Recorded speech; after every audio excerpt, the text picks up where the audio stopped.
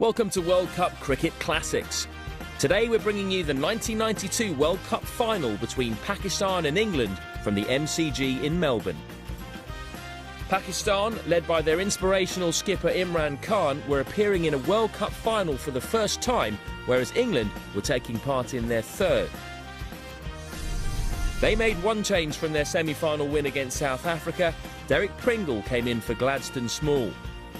Pakistan also made a change. Ijaz Ahmed replaced Iqbal Sikandar. Imran Khan won the toss and he decided to bat first.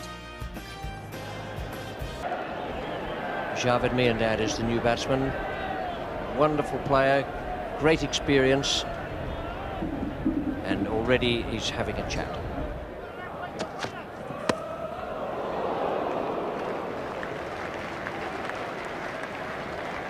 Looked as though either it came off very slowly from the pitch, or it was Lewis's slower ball. His arm action seemed to be fast enough.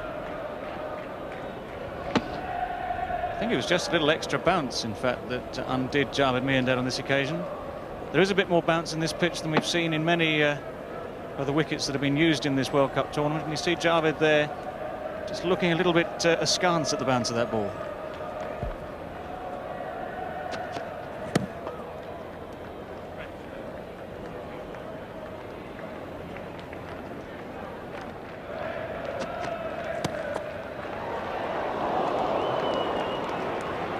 Mid-on didn't pick it up all that quickly.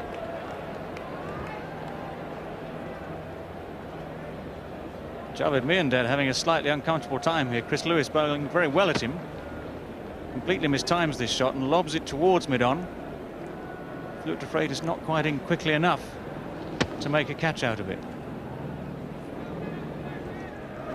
To get away with that, it's a question whether or not umpire Aldridge thinks he played a shot. The answer to that is yes. Well, that's what umpire Aldridge thinks. Chris Lewis completely deceived Javed Miandad. A little bit of extra pace and angled in towards the leg stump. Javed Miandad gets his right leg right out of position. In fact, he's in no position to play a shot at the ball by the time he's finished. It's almost an involuntary stab with the bat. I suppose you could just say that he's tried to compensate, tried to get the bat across before it's too late.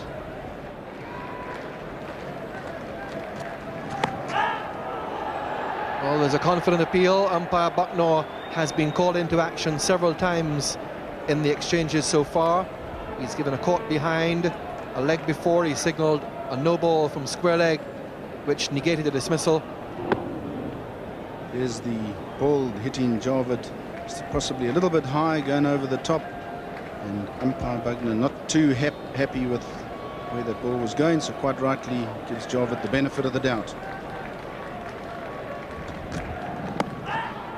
And there's another one which must be very close, and the Englishmen are astonished this time as well that umpire Bucknor shakes his head. This is a super spell by Pringle, and here the next ball also hits Javed straight on the pad, and that is very, very close and possibly just outside the off stump. But there's not much there for Javed. Oh, he's very, very close that, and Pringle very excited. So there's the man out on the sweeper position, the deep cover. Fine leg, and then there's one out at deep mid-wicket. Javed will look for two here, he'll get them. Pringle, not the fastest of the England fielders, coming in from long leg, and he's also had a longish spell in this heat, Derek Pringle. So he rather laboured in to pick it up.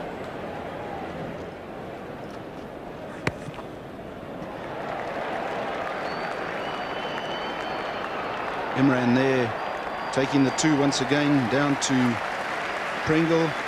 He's just a little bit slow on that big boundary, trying to defend it. And Ian Botham is not very happy about the fact that they're picking up twos down there. He would certainly only like a single here. Yes, they've got two to Imran, and early in the over two to Javed Miandad, who's very adept at... That's his 50. 91 balls for his 50. Settles for one as the throw comes in over the bails. So Javed Miandad, who so often sets the pace for his side in these matches, he's obviously decided he's going to bat right through this innings, and when it gets to the last 10 overs, he'll really cut loose. Slowly but surely his strike rate is lifting.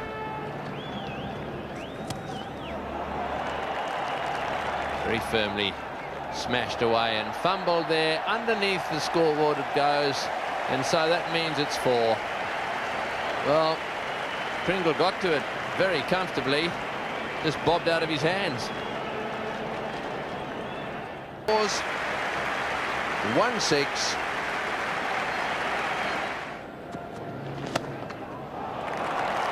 He's beaten the mid-off fielder for 4 more.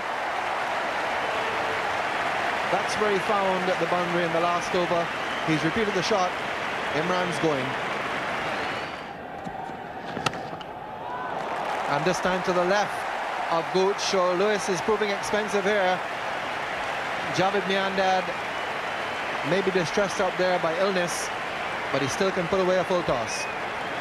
They might not want to run, Javed, and that could be dangerous for England, because we keep striking boundaries like this, and that run rate's going to go up even further. This time Chris Lewis lets him have a full toss, and Graham Gooch starting to feel very vulnerable at mid-off. That's going to go very quickly down to 4 runs. The man's wide at long leg. That's 4 very welcome runs for England, which takes them to 4 for 80.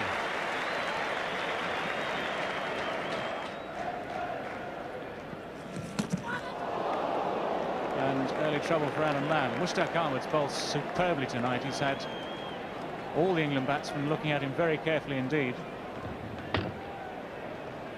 Yes, he's bowling it just outside the off stump, pitching it perfectly for his googly. That could run away for 4. This outfield's been very quick all day. It's been superbly prepared by the curators here at the MCG. And Alan Lamb is away. Beautifully controlled sweep shot. Mushtaq Ahmed has bowled wonderfully here today. He's pitched it almost perfectly there. It's just slightly over pitches. And Lamb gets it away, but it's the 4s haven't been very easy for the England batsmen to get.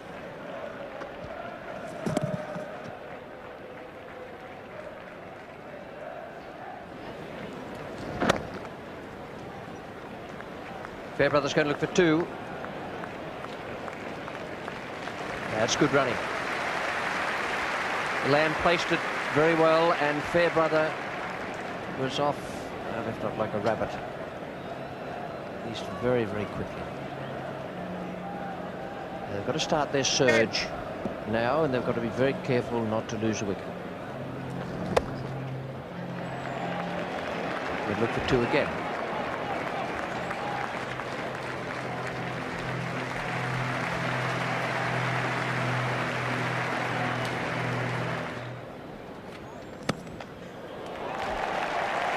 Beautiful stroke. Away over cover. Alan Lamb's been searching for that shot. He was trying to get around so he could hit Amir Sohail, the left-arm spinner, away over cover, but Amir Sohail kept angling the ball in at him quite flat. Now Lamb has got Imran away over the infield. Akram is on a hat-trick. Slip in. It might be a little unlucky that he has Fairbrother at that end rather than the new batsman Dermot Reed.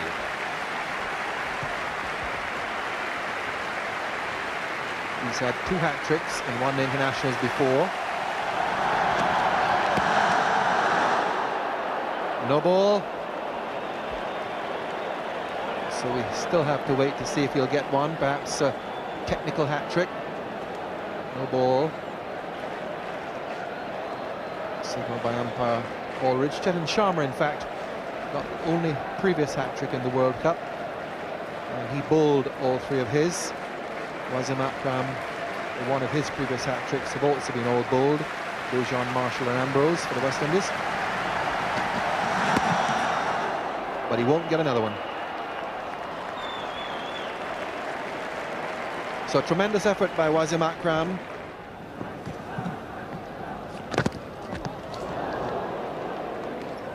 Amir Sahel there has got right across the pitch.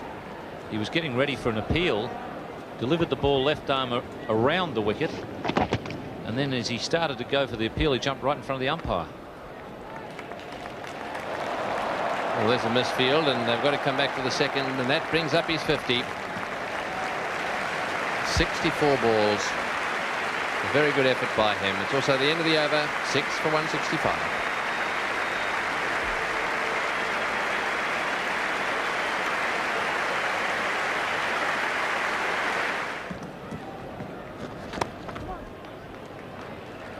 Yes, this has got to be the over, the last over from Amir Sahel. And with the left-hander on strike, it might be a little easier, although Fairbrother is hurting a bit. Don't know whether that'll restrict his batting.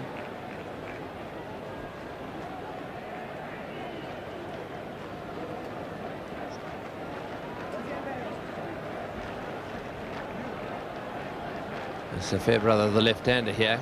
The question is, can he get one away into the gap at mid-wicket over the short mid-wicket's head? Get it over the top of the heads of those two there. He's got a chance. Catch it!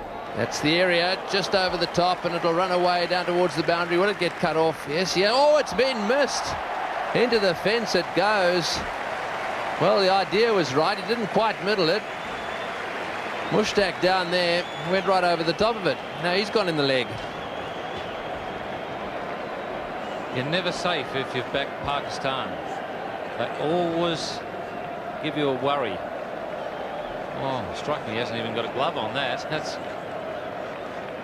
You can't make an error if you don't touch him. That was the theory in baseball. I think if I was scoring, that would have to go down as an error.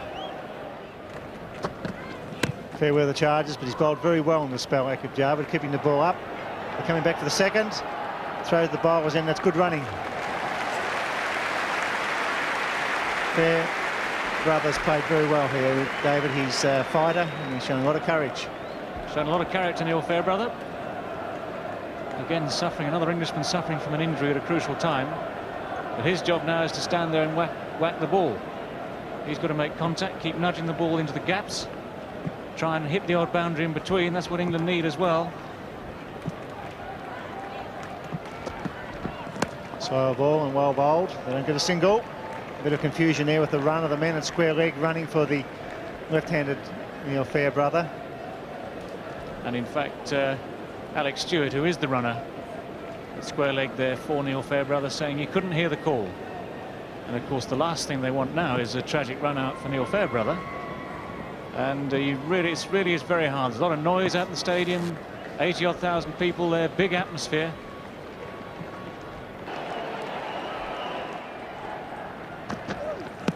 Yorks him, close, get back. He's back. It was all action there. It was all happening. Very close LBW shot. It was a Yorker.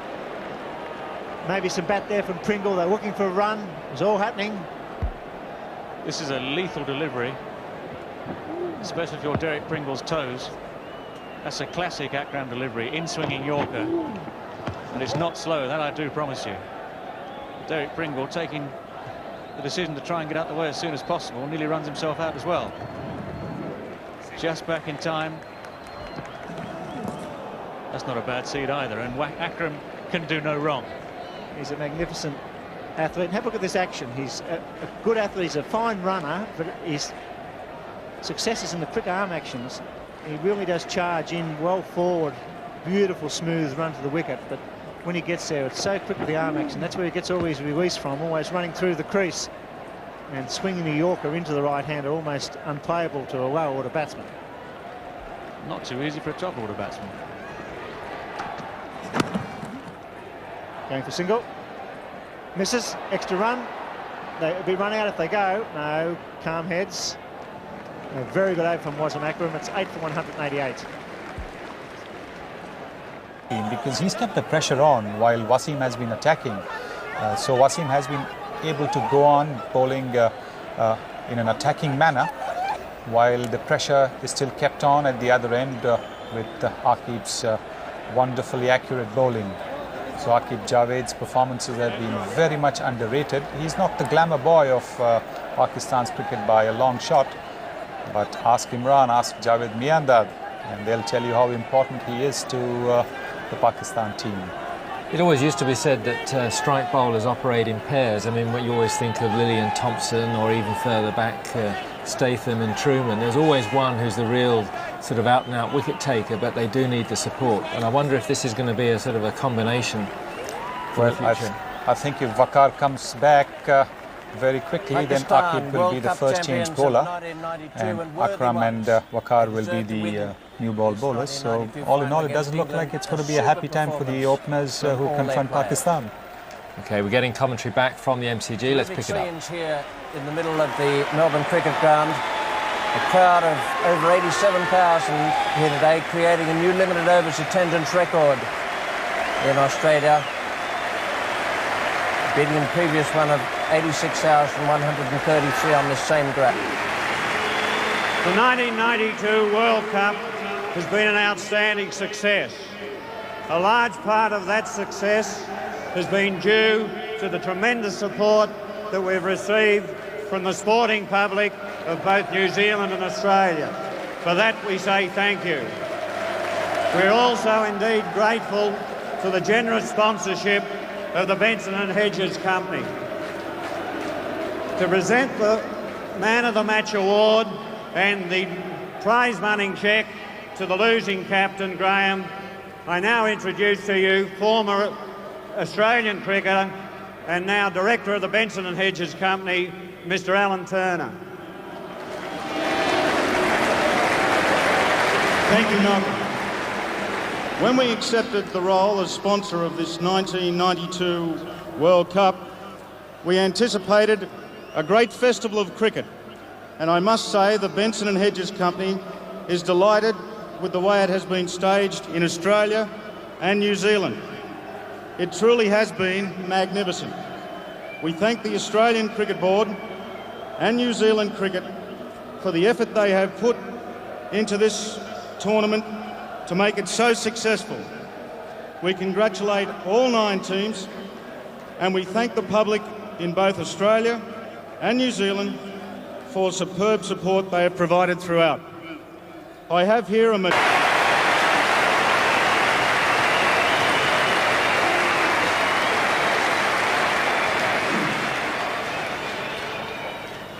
I now ask Graham Gooch, captain of England, to come up and accept a cheque from the Benson and Hedges sponsorship for $25,000 as runner-up in the World Cup.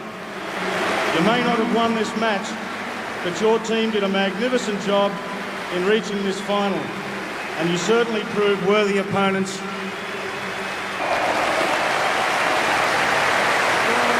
Thank you very much, Graham Gooch.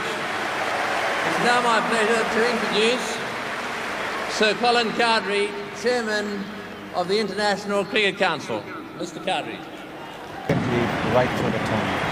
Well, I know that the game of cricket has been viewed by a lot of people who had no idea what the sport was all about. The event going to over 1 billion viewers. It's reckoned, and of course, with Prime Sports here joining in, the audience increased even further, and of course, 87,000 people at the MCG just to finish all things off, a record attendance there. So it looks as though one-day cricket at least is in a very healthy state. It certainly is. It's really the thing that is supporting the test match version, because in the old days it was the test matches which brought in the crowds, but today it is the one-day games that bring in the crowds, and that's where the money is for the administrators and for the players as well.